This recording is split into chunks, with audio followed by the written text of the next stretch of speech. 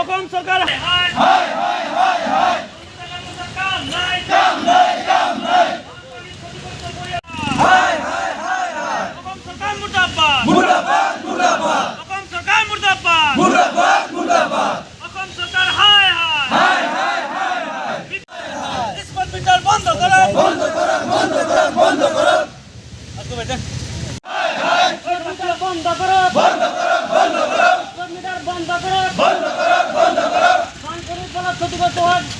লোকসকলক ক্ষতিপূৰণ দিয়ক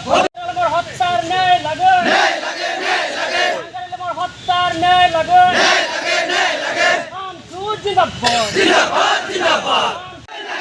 আমাৰ দাবী মানিবই লাগিব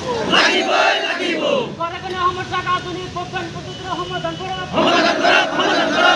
সমস্যা আধুনিক স্মাৰ্ট মিটাৰ বন্ধ কৰক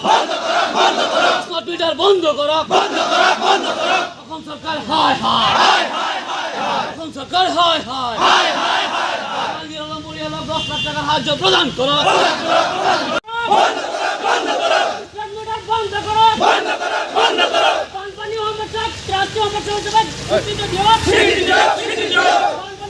চাওক মুখ্যমন্ত্ৰীয়ে সদায় জেহাদৰ কথা কয় কিন্তু মুখ্যমন্ত্ৰীয়ে স্মাৰ্ট মিটাৰ দিয়াৰ নামত ব্যাপক হাৰত স্মাৰ্ট মিটাৰ জেহাদ অসমত আৰম্ভ কৰিছে অসমৰ সাধাৰণ শ্ৰেণীৰ নাগৰিকৰ পৰা আৰম্ভ কৰি সকলো শ্ৰেণীৰ নাগৰিকে এতিয়া অতিষ্ঠ হৈছে যে যি স্মাৰ্ট মিটাৰ লগোৱা হৈছে এই স্মাৰ্ট মিটাৰৰ যোগেদি কোটি কোটি টকাৰ অসম চৰকাৰে স্মাৰ্ট মিটাৰ জেহাদৰ জৰিয়তে সংগ্ৰহ কৰি সাধাৰণ ৰাইজক জুৰুলা কৰি পেলাইছে সাধাৰণ ৰাইজক পংগু কৰি পেলাইছে গতিকে মুখ্যমন্ত্ৰীৰ যি দম্ভ আৰু অহংকাৰ যে সকলো বস্তুৰ দাম কমিছে সকলো ধৰণৰ মানুহৰ সুবিধা দিয়া হৈছে কিন্তু মুখ্যমন্ত্ৰীয়ে জনা উচিত যে স্মাৰ্ট মিটাৰৰ নামত যি ধৰণে সাধাৰণ শ্ৰেণীৰ ৰাইজে জ্বলা-কলা খাইছে যি ধৰণে ভুক্তভোগী হৈছে আৰু যোৱাকালি অতি নিলজ্জজনকভাৱে মুখ্যমন্ত্ৰীয়ে স্মাৰ্ট মিটাৰ হোৱাৰ কাৰণে ভাল হৈছে বুলি কথা কোৱাটো অতিকে গৰিহণাৰ যোগ্য কাৰণ অসমৰ শদিয়াৰ পৰা ধুবুৰীলৈকে প্ৰতিজন গ্ৰাহকে প্ৰতিজন সাধাৰণ শ্ৰেণীৰ পৰা নাগৰিকৰ পৰা আৰম্ভ কৰি প্ৰতিজন অসমবাসী ৰাইজে কৈ আছে যে স্মাৰ্ট মিটাৰটোৱে আমাক বহুত ধ্বংসৰ পথলৈ লৈ গৈ আছে আমাৰ বহু টকা গৈ আছে তাৰ পিছতো মুখ্যমন্ত্ৰীয়ে এই ধৰণৰ কথা কোৱাটো দুৰ্ভাগ্যজনক অসমৰ মুখ্যমন্ত্ৰী হয় গতিকে মুখ্যমন্ত্ৰী ডাঙৰীয়া আপুনি জেহাদৰ কথা কয় আজি যে আপুনি স্মাৰ্ট মিটাৰৰ নামত জেহাদ কৰি আছে ইয়াৰ উত্তৰ কোনে দিব গতিকে আমি সেইকাৰণে কৈছোঁ স্মাৰ্ট মিটাৰ উঠাই দিয়াৰ ব্যৱস্থা গ্ৰহণ কৰিব লাগে স্মাৰ্ট মিটাৰ উঠাই দি পূৰ্বৰ যি স্মাৰ্ট মিটাৰ আছিলে সেইটো বহাল ৰখাৰ দাবী আমি আজি উত্থাপন কৰিছোঁ আৰু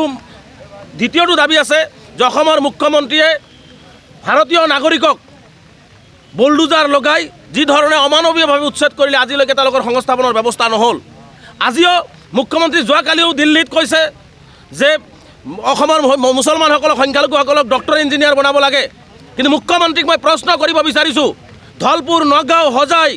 কৰিমগঞ্জ জিলাত আপুনি যে উচ্ছেদ কৰি ৩,৫০০ ছাত্ৰ ছাত্ৰীক শিক্ষাৰ পৰা বঞ্চিত কৰিছিলে তেওঁলোকক ডক্টৰ ইঞ্জিনিয়াৰ বনাব লাগেনে নাই মুখ্যমন্ত্ৰীয়ে ইয়াৰ উত্তৰ দিব লাগে মুখ্যমন্ত্ৰীয়ে যদি সঁচাকৈ সংখ্যালঘুক ডক্টৰ ইঞ্জিনিয়াৰ বনাব বিচাৰিছে তেনেহ'লে মুখ্যমন্ত্ৰীৰ মালিকানাধীন স্কুলত ধলপুৰ নগাঁও হোজাইৰ পৰা অন্ততঃ ২০ জন ছাত্ৰ ছাত্ৰীক বিনা পইচাত পঢ়ুৱাই ডক্টৰ ইঞ্জিনিয়াৰ বনাই দেখুৱাই দিয়ক তাৰপিছত তেওঁ মুছলমান ডক্টৰ ইঞ্জিনিয়াৰৰ প্ৰীতি দেখুৱাওক অন্যথা এনেকুৱা ধৰণৰ আভুৱা ভৰা মিছা কথা কৈ সংখ্যালঘু সমাজক বিভ্ৰান্ত কৰি সংখ্যালঘু সমাজক ঠগাই দিল্লীত গৈ বাবা লৈ নিজৰ গাদী সুৰক্ষিত কৰাৰ যি অপচেষ্টা এই অপচেষ্টা তেওঁ বন্ধ কৰিব লাগে তৃতীয়টো কথা হৈছে যে বান সমস্যাটো আমি ৰাষ্ট্ৰীয় সমস্যা হিচাপে ঘোষণা কৰাৰ দাবী উত্থাপন কৰিছোঁ আজিৰ এই ধৰ্ণা কাৰ্যসূচীৰ জৰিয়তে কাৰণ বান সমস্যাটোৱে আজি অসমৰ শদিয়াৰ পৰা ধুবুৰীলৈকে প্ৰতিজন সাধাৰণ মানুহক জুৰুলা কৰি পেলাইছে আজি লাখ লাখ প্ৰায় ৩০ লাখতকৈ অধিক মানুহ গৃহহীন হৈছে বান গৰাখহনীয়াৰ কবলত পৰি তেওঁলোকৰ ভূমি হেৰুৱাইছে গতিকে সেই বান গৰাখহনীয়া ক্ষতিগ্ৰস্ত প্ৰতিজন পৰিয়ালক ভূমি প্ৰদানৰ দাবী উত্থাপন কৰিছোঁ আৰু ক্ষতিগ্ৰস্ত পৰিয়ালক ক্ষতিপূৰণ দিয়াৰ দাবী আমি উত্থাপন কৰিছোঁ লগতে বান সমস্যাটোক বিজ্ঞানসন্মতভাৱে সমাধানৰ দাবী আমি আজি উত্থাপন কৰিছোঁ আমাৰ চতুৰ্থটো দাবী হৈছে যে ঢকুৱাখানাত নিশংসভাৱে ভাৰত কঁপাই যোৱা এক হত্যাকাণ্ড সংঘটিত হ'ল জাহাংগীৰক জীৱনতে কাটি জ্বলাই দিয়া হ'ল আজিলৈকে জাহাংগীৰৰ দোষী হত্যাকাৰীক গ্ৰেপ্তাৰ কৰাৰ সাহস গোটাব নোৱাৰিলে আজি অসমৰ মুখ্যমন্ত্ৰী দম্ভ অহংকাৰ আজি শক্তিশালী মুখ্যমন্ত্ৰী ডিজিপি আজি অতি শক্তিশালী ডিজিপি বুলি সকলে কয় কিন্তু আজি কিয় জাহাংগীৰৰ হত্যাকাৰীক গ্ৰেপ্তাৰ কৰিব পৰা নগ'ল গতিকে জাহাংগীৰৰ সেই হত্যাকাৰীক গ্ৰেপ্তাৰ কৰাৰ দাবী উত্থাপন কৰিছোঁ ঢকুৱাখানাত মুখ্যমন্ত্ৰীয়ে গৈ সুনীল কুমাৰৰ পত্নীক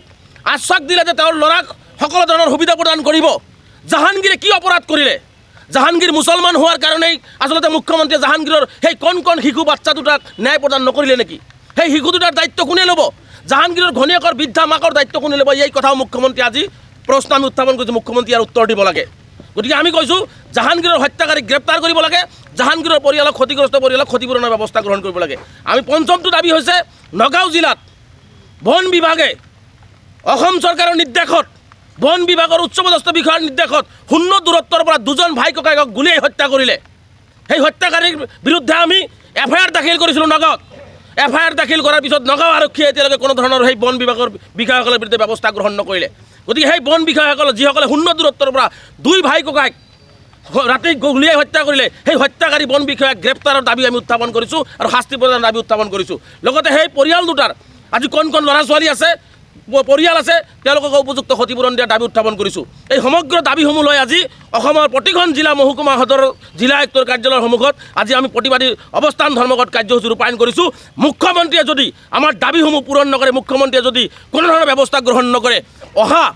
13 ছেপ্টেম্বৰত আমি দিল্লীত এক বৃহৎ কাৰ্যসূচী গ্ৰহণ কৰিছোঁ। আমি দিল্লীতো